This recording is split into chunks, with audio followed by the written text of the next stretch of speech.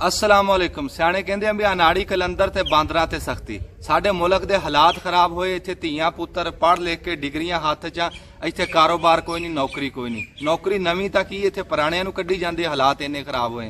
फिर आ जाके सोचा भी मुंडियां नूं बाहर भेजदे हैं। मुंडा बाहर गया, इत्थों पाकिस्तान चों चला गया, अगले एयरपोर्ट ते उन्होंने रोक लिया। उहदे कोल पासपोर्ट सही, वीज़ा सही, टिकट सही, सेहत तंदुरुस्त बंदा सिर्फ पाकिस्तानी करके पिछा मोड़ता, अपने मुल्क च नहीं वड़न दिता। साडी इस टाइम दुनिया दे विच कुत्ते जिन्नी औकात नहीं रही। साडा विहार बनाना हुंदा आवाम दा, हुक्मरानां ने, सियासतदानां ने, जिन्हां नूं 76 साल तो अज जो 200-400 बंदा जिन्हां नूं घुमा घुमा के जिन्हां दी औलादां नूं असीं असैंबली च वाड़ी जाने। असैंबली च अल्लाह जाने कोई टूणा कीता होया भी उह च जिहड़ा वड़दा उहनूं जाके आवाम भुल जांदी। साडे जिहड़े अदारे आ ਉਹ ਵੀ ਸਾਰੇ ਚਾਹੇ ਕੋਈ ਅਦਾਰਾ ਵੀ ਆ ਉਹ ਵੀ 200-400 ਬੰਦੇ ਦੇ ਚੱਕਰ ਨੂੰ ਪਏ ਹੋਏ ਆ। ਉਹ ਆਵਾਮ ਕਿਸੇ ਨੂੰ ਯਾਦ ਨਹੀਂ ਹੈਗੀ। ਆਵਾਮ ਆਂਦੀ ਯਾਦ ਇਹਨਾਂ ਨੂੰ ਜਦੋਂ ਟੈਕਸ ਲਾਣਾ ਹੋਵੇ, ਜਦੋਂ ਮਹਿੰਗਾਈ ਕਰਨੀ ਹੋਵੇ, ਅੱਗੇ ਪਿੱਛੇ ਇਹਨਾਂ ਨੂੰ ਆਵਾਮ ਯਾਦ ਨਹੀਂ ਆਂਦੀ।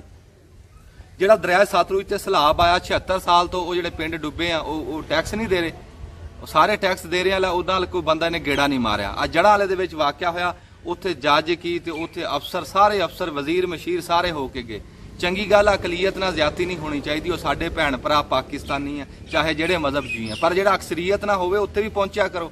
KPK ਦੇ ਵਿੱਚ ਮਸੀਤੇ ਗੋਲਾ ਚੱਲਿਆ, ਉੱਥੇ ਕੋਈ ਬੰਦਾ ਨਹੀਂ ਗਿਆ। ਕੋਇਟਾ ਦੇ ਵਿੱਚ ਜਲੂਸ 'ਚ ਗੋਲਾ ਚੱਲਿਆ, ਉੱਥੇ ਤਾਂ ਕੋਈ ਨਹੀਂ ਗਿਆ। ਅਕਸਰੀਅਤ ਨਾ ਹੋਵੇ ਤਾਂ ਤੁਹਾਨੂੰ ਪਤਾ ਹੀ ਕੋਈ ਨਹੀਂ ਲੱਗਦਾ।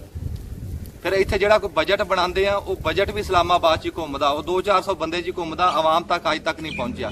ਕਦੀ ਉਹ 76 ਸਾਲਾਂ 'ਚੋਂ ਗਰੀਬ ਤੱਕ ਕੋਈ ਬਜਟ ਦਾ ਅਸਰ ਨਹੀਂ ਪਹੁੰਚਿਆ। ਇੱਥੇ ਉਹ ਹਿਸਾਬ ਆ, ਕੋਈ ਬਾਦਸ਼ਾਹ ਨੇ ਆਪਣੇ ਵਜ਼ੀਰ ਨੂੰ ਕਿਹਾ ਵੀ ਤੋਪ ਬਣਾਓ ਦੁਸ਼ਮਣ ਤੋਂ ਖਤਰਾ, ਉਹਨੇ ਕਿਹਾ ਜੀ ਬਜਟ ਦਿਓ। ਉਹਨੇ ਬਜਟ ਦੇ ਦਿੱਤਾ, ਉਹਨੇ ਸਾਲ ਖੰਡ ਦੇ ਵਿੱਚ ਤੋਪ ਬਣਾਈ, ਬਣਾ ਕੇ ਬਾਦਸ਼ਾਹ ਨੂੰ ਕਹਿੰਦਾ ਜੀ ਆ ਜਾਓ ਚੈੱਕ ਕਰ ਲਓ।